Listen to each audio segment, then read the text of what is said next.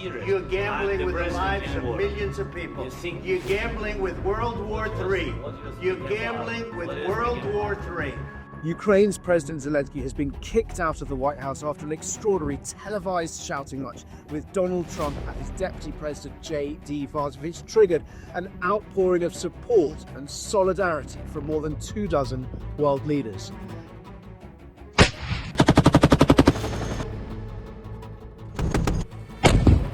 Kharkiv again. My name is Jerome Starkey. I'm the defence editor at the Sun newspaper, and this is a special edition of Frontline, normally a weekly roundup of the most important news and analysis from the war in Ukraine. But this special update because the events of yesterday in Washington, D.C. were just so extraordinary, so unusual, and potentially a real game changer for Ukraine. So what happened? President Zelensky made a much anticipated and absolutely vital for Ukraine visit to Washington, D.C. to meet US President Trump in the White House. And it came after a week of intense diplomacy between America and Ukraine's allies, trying to pave the way for a smooth meeting. Ukraine had agreed before Zelensky arrived in Washington to the terms of a minerals deal with America. This was a deal put forward most recently by the Trump administration to secure rights to Ukraine's rare earth minerals and precious metals in order to give America a simple, clear, cash vested interest in securing Ukraine's future. Now, the hope was that Zelensky would arrive in Washington, sign that deal, and improve relations with America after what we'd seen, which was that dizzying tilt by Washington towards the Kremlin. It started off okay. It's an honor to have President Zelensky of Ukraine, and we've been working very hard, very close. So we've actually known each other for a long time. We've been dealing with each other for a long time, and very well. Zelensky in the Oval Office with Trump, Vance, their entourage, and the room crowded with journalists. Donald Trump suggested that once the deal was signed, America would have an interest. He said he was going to continue sending arms to Ukraine, but he said he hoped not that many because he was, intent on securing peace, and therefore Ukraine wouldn't need those weapons. But what went wrong? Well, it was when President Zelensky challenged JD Vance, Vice President JD Vance, on his calls for more diplomacy. Zelensky made the point that he had signed deals with Vladimir Putin before, and Putin reneges on them. Putin breaks his promise. He cannot be trusted. He was referencing, of course, the Minsk agreements, which had tried to end the ongoing conflict, the decade-long conflict in Ukraine since Vladimir Putin illegally annexed Crimea and fomented unrest uprisings and effectively separatist movements in Donetsk and Luhansk. Then it just collapsed. You bring people, you bring them on a propaganda tour, Mr. President. Do you disagree that you've had problems bringing people into your military? And do you think that it's respectful to come to the Oval Office of the United States of America and attack the administration that is trying to prevent the destruction of your country?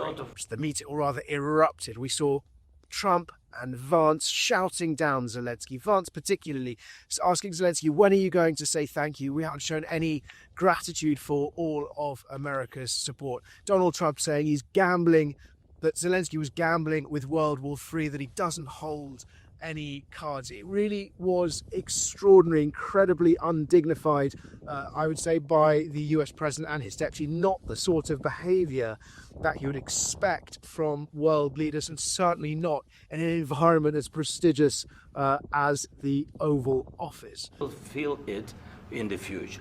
God bless. You don't know that. God bless. You don't God know bless. that. You will not have a war. Don't tell us what we're going to feel.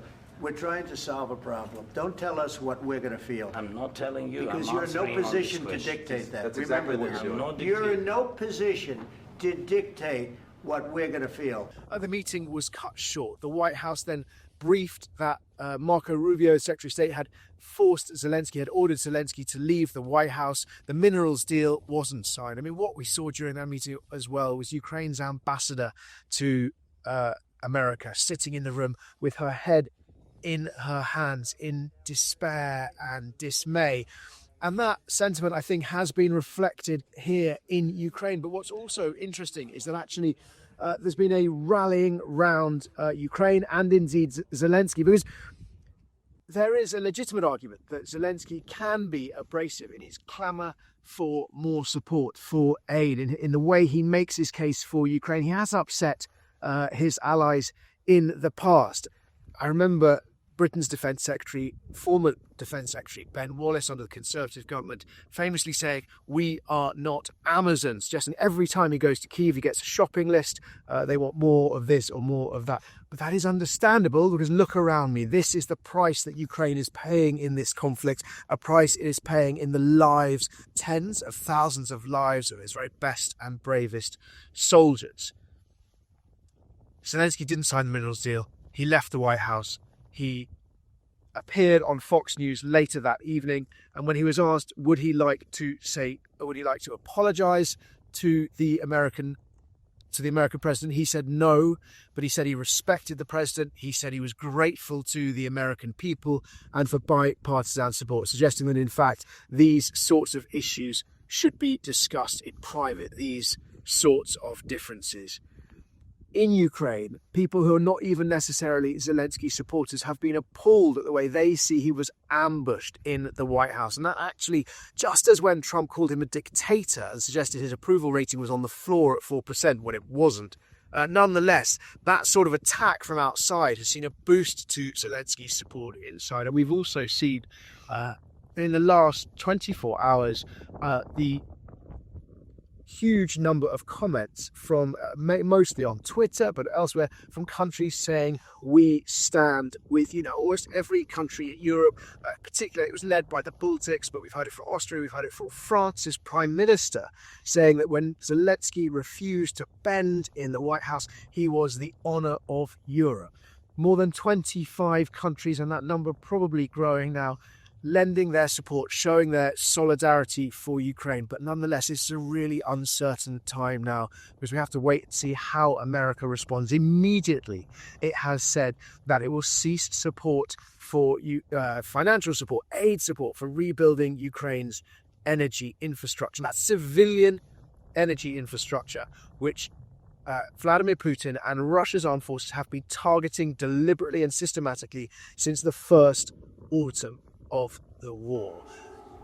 That infrastructure is on the brink, has been on the brink of collapsing, but it is still standing. It is shuddered, but it is still standing, the words of one official, a Western official told me, because of the huge effort that's going into rebuilding and repairing quickly, hardening and protecting with air defences and such like. That is the heating and energy infrastructure which stops people freezing to death in the winters. The heating and energy infrastructure which powers city, which keeps the lights on, which keeps the incubators working in hospitals, and of course it also powers Ukraine's industries, and those industries are ramping up their weapons productions to try and keep Ukraine in the fight, and that is ever more important amid the ongoing uncertainty of America's support.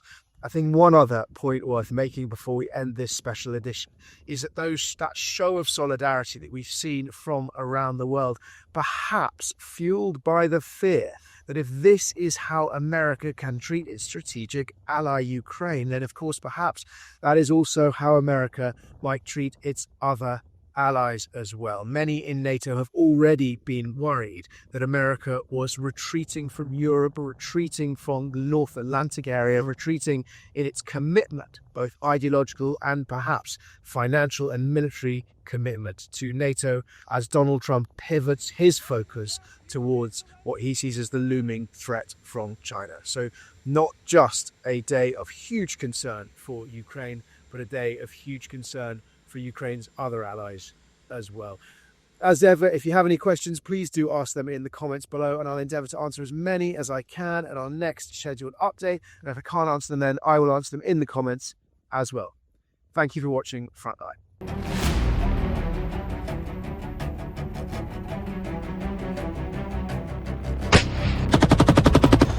We're in a Ukrainian armoured vehicle and we're heading towards the Russian border.